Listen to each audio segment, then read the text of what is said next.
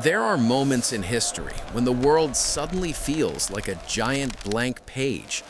Billions of people are watching it, waiting to see who will pick up the pen and write the next chapter of our era. For many years, much of that attention has been directed toward Washington, where a single decision can send shockwaves to cross the planet. But sometimes, history doesn't change because of a major political decision. Sometimes, it changes because of a single military incident. One aircraft, one routine mission, one moment that no one expected to become a turning point in a war. The aircraft at the center of this story comes from another era entirely. It was designed when the Korean War had just ended, when jet travel was still a novelty and the modern aviation age was only beginning. That aircraft is the KC-135 Stratotanker. It is not a fighter jet. It is not a bomber. It carries no missiles. It drops no bombs. It does only one thing. It refuels other aircraft in mid-air. The KC-135 first entered service with the United States Air Force in the late 1950s. Its design was based on the same platform as the original Boeing 707 commercial airliner. The last KC-135 rolled off the production line in 1965. What makes this aircraft unusual is how little it has changed. It has no ejection seats. There is no advanced escape system. If something goes catastrophically wrong in flight, the crew has only one option. At the rear of the aircraft, there is a hatch, just one. In an emergency, that hatch is the only way out. Military analysts have long pointed out that the chances of survival in such a scenario are extremely low. And yet, despite its age and its limitations, the United States Air Force plans to keep the KC-135 in service until at least the year 2050. That would mean nearly a century of continuous operation. A machine designed at the dawn of the jet age, still flying missions in 21st century wars. On the night of day 13 of this conflict, one of those aircraft went down in western Iraq. It was not performing a secret operation. It was not doing anything unusual. It was carrying out the same mission that KC-135 crews have performed in nearly every major American air campaign for decades.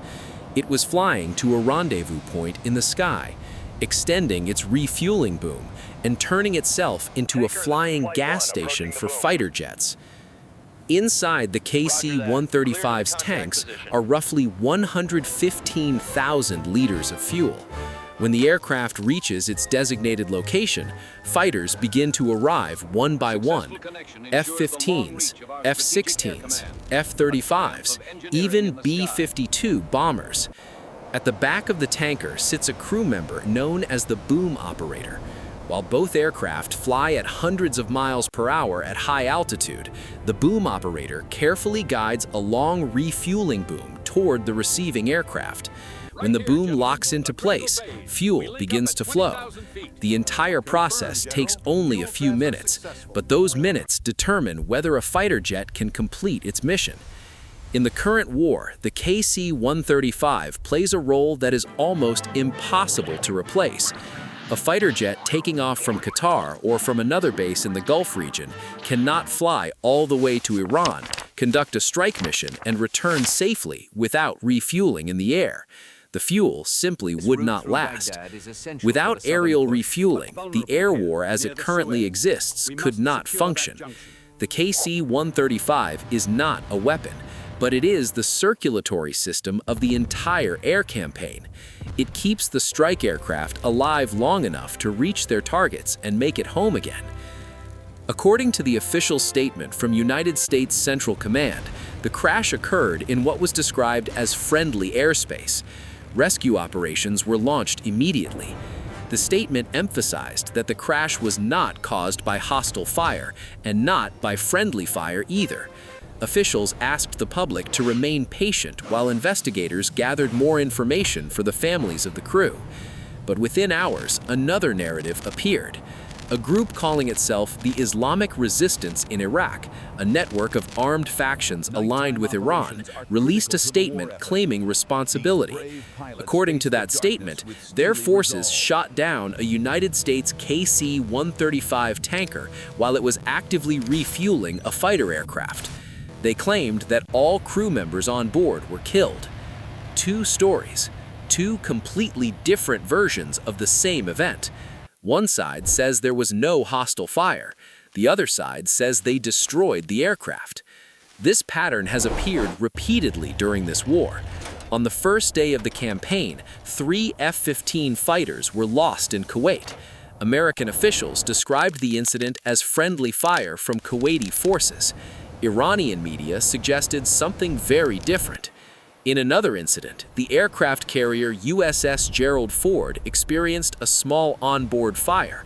Washington described it as a routine technical accident, but Iranian channels had previously claimed that the carrier had been struck. In many conflicts, the truth exists somewhere between competing claims. But what is interesting is how financial markets tend to react. Oil traders, shipping insurers, and tanker operators often behave as if they believe the more dangerous scenario, not necessarily the official one. The KC-135 crash marks the fourth publicly acknowledged American aircraft loss in the first 13 days of the operation. The 3 F-15 crews survived because their aircraft had ejection seats. The KC-135 does not. And that is the detail that transforms this event from a simple military accident into something much larger. The aircraft that went down was not attacking a target. It was not deep inside enemy territory.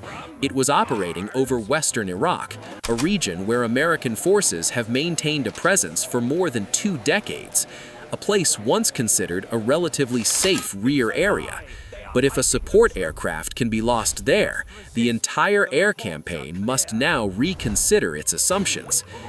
Distance is the fundamental problem. Israel does not share a border with Iran. Between the two countries lie Jordan, Iraq, Saudi Arabia, and hundreds of miles of airspace.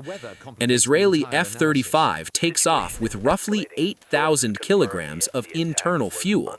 At combat speeds, that fuel is not enough to fly to Iran, strike a target, and return safely. The math simply does not work. That's where aerial refueling becomes essential. For most long-range strike missions, Israeli fighters must meet a tanker aircraft somewhere in the sky. The tanker lowers its boom, the fighter connects and receives fuel. In a single refueling session, an F-35 can take on roughly 10,000 liters of fuel. That additional fuel allows it to continue toward its target. In some missions, a second refueling may be required on the return flight. In other words, the KC-135 is not an optional piece of equipment. It is the enabling system for the entire long-range strike campaign. Without it, many of those missions would simply be impossible. This vulnerability has been discussed in military circles for years. Support aircraft like tankers, cargo planes, and surveillance platforms are larger, slower, and easier to detect than stealth fighters. They are critical nodes in the system, but they are also potential weak points. Before this war began, several senior commanders warned that if the conflict expanded, these kinds of assets would become targets. Not just frontline fighters, but the logistics network behind them, the tankers, the supply aircraft, the command centers. Break one of those links and the entire system begins to strain. Now, a KC-135 lies somewhere in the Iraqi desert, not just a $75 million aircraft, but the trained crew inside it. A KC-135 pilot requires years of experience. The same is true for boom operators. Those skills cannot be manufactured quickly. Meanwhile, the financial cost of the conflict is growing rapidly. In the first 6 days alone, direct military spending exceeded $11 billion. Oil markets reacted immediately. Energy prices surged, shipping routes were disrupted, and insurance costs began to climb. A war that was presented as a short and stabilizing operation is beginning to look very different. 13 days, 4 aircraft lost, 7 confirmed American military deaths, more than 140 wounded, and now a flying gas station lying somewhere in the Iraqi desert, with the fate of its crew still uncertain. The significance of this moment is not just the aircraft itself, it is the message that the incident sends. If a tanker aircraft can be reached, every future mission must now consider that risk. Every KC-135 crew knows what happened. Every mission planner knows it too. And sometimes, in modern warfare, the psychological shift matters as much as the physical damage. Because victory is not always achieved by destroying an opponent's army. Sometimes it comes from proving that the critical pieces of their system can be touched just once. And after that moment, the entire war begins.